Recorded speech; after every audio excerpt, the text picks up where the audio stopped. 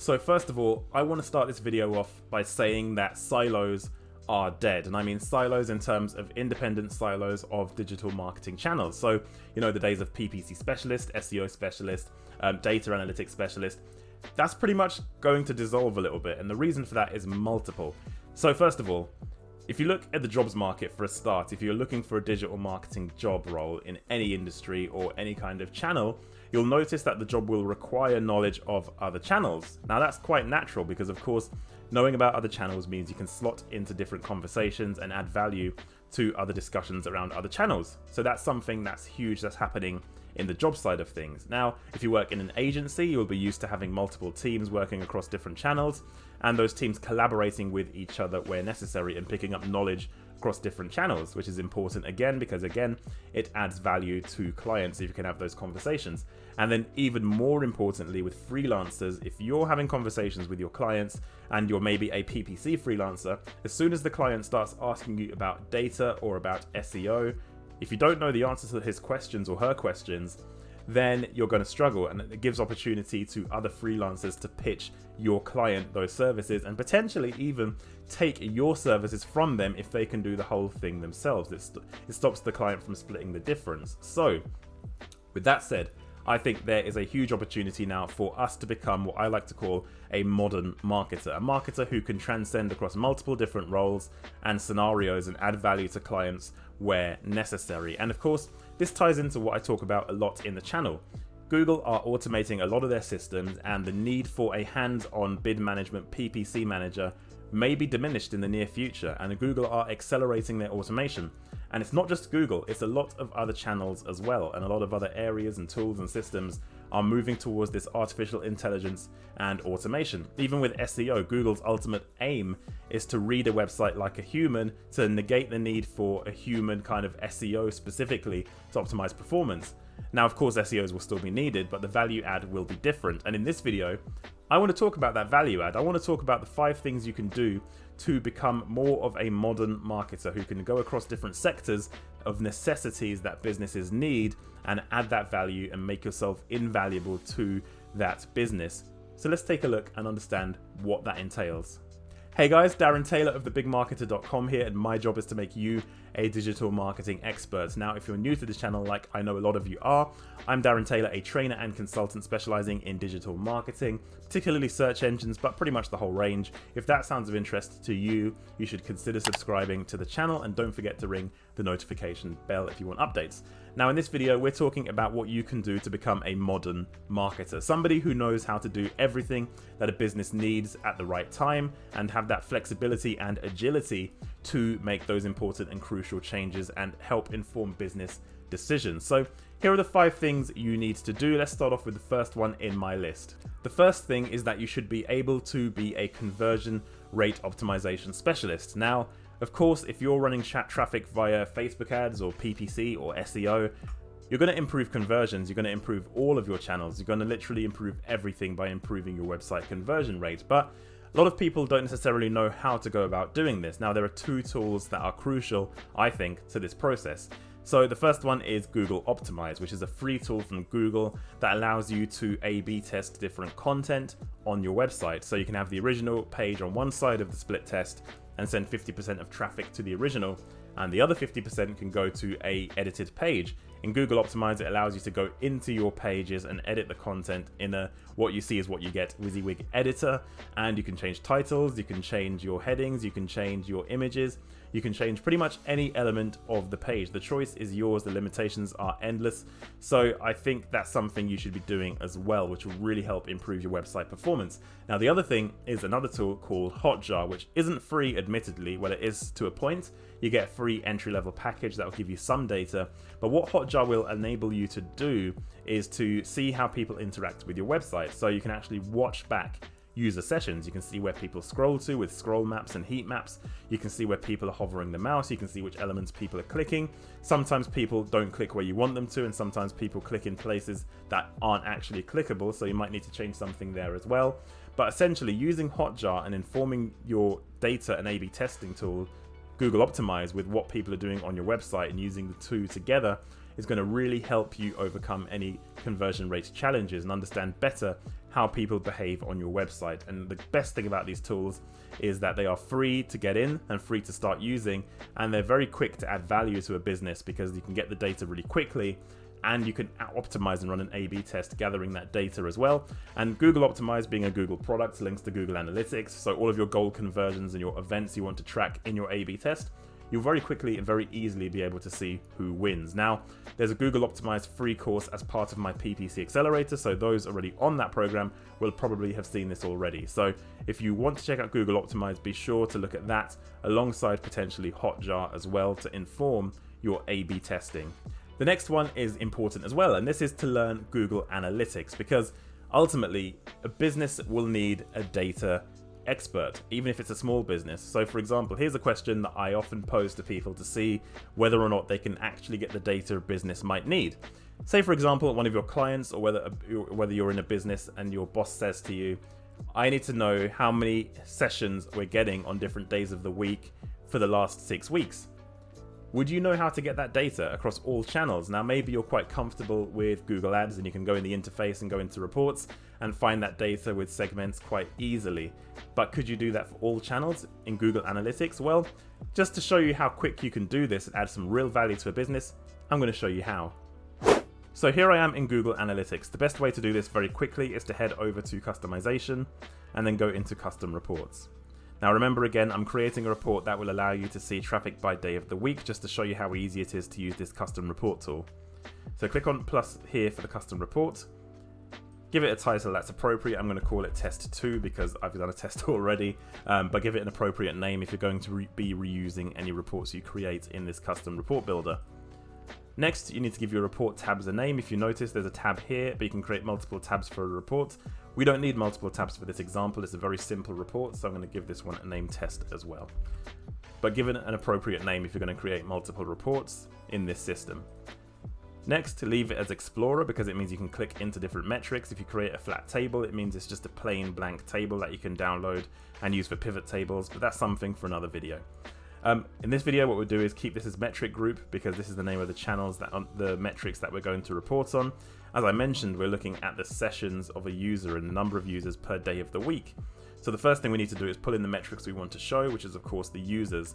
Now, there are 2 metrics that relate to users on Google Analytics, which are sessions and users. Users are unique sessions. One user can have multiple sessions, but it's useful pulling both sets of data in because both can tell a story. So click on this button to add metric and then type in sessions, and then click another one here, and then we'll do users. Great, so we've got our metrics in place. The next thing we need to do is down here with this dimension drill down. This is what's going to segment the data exactly how we want it. So if you click on this button, you'll have a bunch of options here which you can segment the data by. You'll see there are tons and tons of options. You've got channel groupings, paths, sources and mediums, you've got behaviors, what types of behavior the user is doing on your website. But for the purposes of this video, all we need to do is type in day, and that will bring up day of the week name. So that will show us the day of the week name by sessions and users. And then once the report's been saved and we generate the report, we can set our time period. As I mentioned in the video, we wanted to look at the past 6 weeks or so, but let's go back a couple of months and see how many sessions per weekday and by day of the week that we're getting for this particular example. So we've got our metrics of sessions and users. We're going to segment that with a dimension drill down of the day of the week name. So Monday through to Sunday. You can also filter this data by any metric you want as well. So you could filter it by whether someone's completed particular events, whether someone's visited a particular page, whether somebody's from a different specific marketing channel. But again, that's another video for another day. So now we've got that all done, we'll hit save. And that will create our report, which is here. You can see Monday through to Sunday, the number of sessions and users are here and available. Now, like any report in Google Analytics, you can filter by date. So let's go back a longer period. Let's go back to February and have a look at the data here. You'll see that will populate over here. So you can see which days of the week in terms of sessions are most popular. It's already sorted by sessions. So you can see here that Mondays are most popular, then Wednesdays, then Thursdays, then Tuesdays, then Fridays. So this is the kind of data that took me literally minutes to create that can add so much value to a business. And of course, the options I showed you are very basic, but I guess it's up to your imagination how far you want to take this and how many metrics you want to show. All the metrics in Google Analytics are available in custom reports, so the opportunities are completely endless. So continuing on with the video, the third thing you should think about is to use Excel and to get comfortable with Excel, because it's the best tool for reporting numbers, to analyze data specifically manually. And you might think to yourself as a marketer, maybe it might be a bit too technical, there are formulas to think about and pivot tables. Well, I've actually made a video previously on the channel that covers some of the most important formulas you'll need for PPC and generally for marketing altogether, so you can check that out below as well. So that would be really helpful for you guys to understand how to do some of the simple formulas you might need for marketing. In addition to that, with Excel, it's important to learn how to do pivot tables, and in fact, if you've been on my PPC Accelerator course, you will have seen there is a whole free module on Excel for marketing and PPC, so that's the kind of thing that's really important, which is why I added it into the system. So that's really important as well, so be sure to get comfortable with Excel. And again, if you don't know, check out the video below. Up next at number 4, in order to become a modern marketer, is that you need to get comfortable with tagging and tracking, because again, this is something that solves a lot of problems in a business. Now, if you're working in an agency, you might have a team that can do this of developers, or if you're working in a large business, you probably have a developer team or a team of developers in the house that can probably help you tag and track things, where you just provide them with the tracking code and then they do the rest. But for the rest of us, in terms of small businesses, freelancers, consultants, medium-sized businesses even, you might be the only person they rely on in order to tag the website effectively, because you're the guy who's doing all their campaigns. So if a business requires tagging and tracking, you need to be able to do that. And in order to do that, the best thing you can do is to learn how to use the Google Tag Manager. So there's a question I often ask when it comes to tagging and tracking of websites, whether or not you can do something, and that is, could you track a form that doesn't have a thank you page, where it just has a thank you message? If the answer to that question is no, then you need to learn how to use Google Tag Manager in order to fulfill that, because that's going to be something that adds a lot of value to a business who needs the tracking and tagging. And of course, if you've been on my accelerator, I've got a Google Tag Manager section on there for that exact reason. So often a business will lean on you as the marketing guy, because you are the person who's running all these campaigns, you want to track the results, you're reporting on all the conversions. If there's an issue with tagging and tracking, they're going to look to you to resolve it. So you need to be that marketer and that modern marketer who can go ahead and solve those issues. Now, as I said, the Tag Manager is a very complex piece of kit, so I would say that you don't go too deep into it necessarily, because it gets into the realm of developer world, but learn enough so that you can actually go ahead and solve some of these problems that businesses have. And the final thing to make you a modern marketer who can go into any business and add instant value is your ability to sell. Now, you might think as a marketer, sales is different to marketing. Sales is over here, marketing's over here. Well, actually, they're very much intertwined, and that's really important. So the first type of selling is the sales on the website. You need to be able to write good sales copy. Now, the reason for this is because a lot of people working in businesses, even marketers I found, are sometimes so product focused and business brand focused, they don't know how to write copy for the layman, or for somebody who doesn't understand what the business does, or how to add value, or how to structure copy, and how to write copy in a way that sells a product or service. That's where you should come in. So you need to learn how to write copy for sales. And I remember years ago reading a book, in fact it's right here. It's called Right to Sell, and it's by Andy Maslin, and I bought this book a long time ago, and every now and again I do go back to it and give it a quick read, because it's a really good book in order to understand how to write for web sales, and it's really powerful. So that's something I think every marketer should be doing, is knowing how to write to sell, because it's such a good skill that adds instant value to businesses, and it allows you to get more sales and more conversions, and it's something above and beyond just the siloed channel marketing. In addition to that though, you should also be able to sell yourself. Now, this can apply in-house. If you're an in-house marketer, obviously as an agency, you'll be selling as well. And of course, as a freelancer, you'll be selling your services. Now, the reason that sales is important for adding value is because your ability to articulate your points and get them across to a stakeholder is going to help you push marketing forward. If you're getting results that are good and you can't articulate why they're good and how they're going to help and grow in the future and what the growth trajectory could look like, then you're going to struggle to push things forward. And if you can't do that, you might miss out on potentially a bigger contract. If you're a freelancer or an agency, or if you're in-house, you might miss that promotion because you can't articulate to your boss what you've done effectively, and your ability to convey the value you're adding is important.